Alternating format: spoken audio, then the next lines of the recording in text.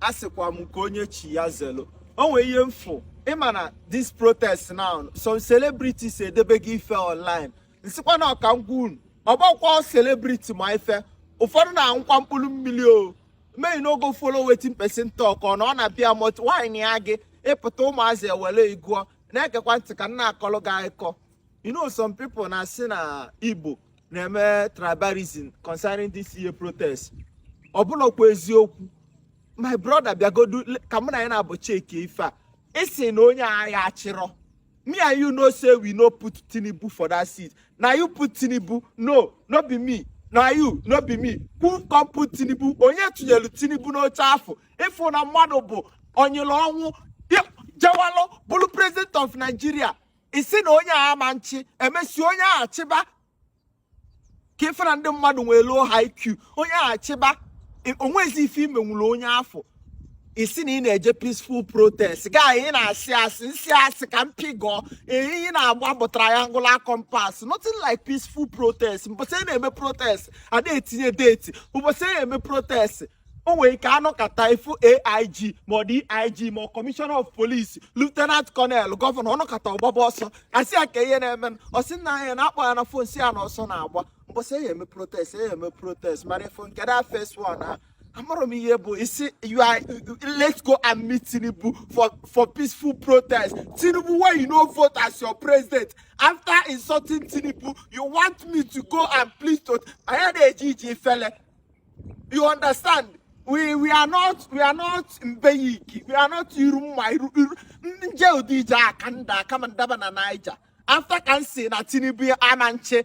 We are not doing tribalism, no. Na Tinubu Amanche. It's same 9-8. I should follow you. KJ peaceful protest. I remember I see a daddy beacon Mezan let's fuel simple to a price of fuel.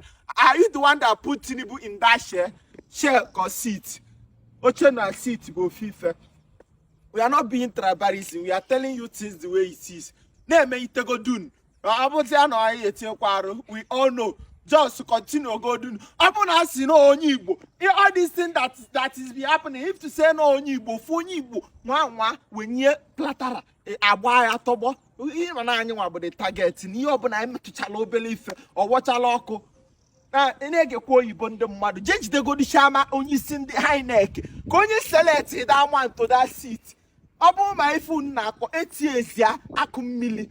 Onye no kata bili no nwe ana enwere isi mbido ka oje enwe isi njedobe ka mmadụ si gị na-eje peaceful protest ịmakwa na mụ na isi anya like onye achịba esi ka anyị mụbazie amụ na onye akaligokwa anyị mba kama m meju ụdị ije naida jenetiru m nke okwute it can only get better. Ana m ejela onwe m mgbalụ n'ụmụ dị ọka ka anyị jebe akwa ọkọ nwanne m nwoke bebi ọkụ ọ na-akwa fenia so onye ọbụla nke onye chikwa ya selekwa na mmadụ kwanye n'ife na amaro oluo you go no stop and looting somebody's shop is not a protest. Ijebe mad na pharmacy. If you went to somebody's shop, you loot that thing, you collect it. Is that person is your problem? Is that person that is suffering you? Let them reduce the fuel price from some are selling 1,000, some are selling 850.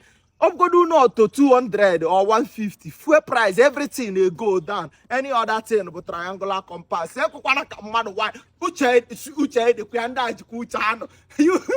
use your seeds before you use your. Thank you. Yeah, I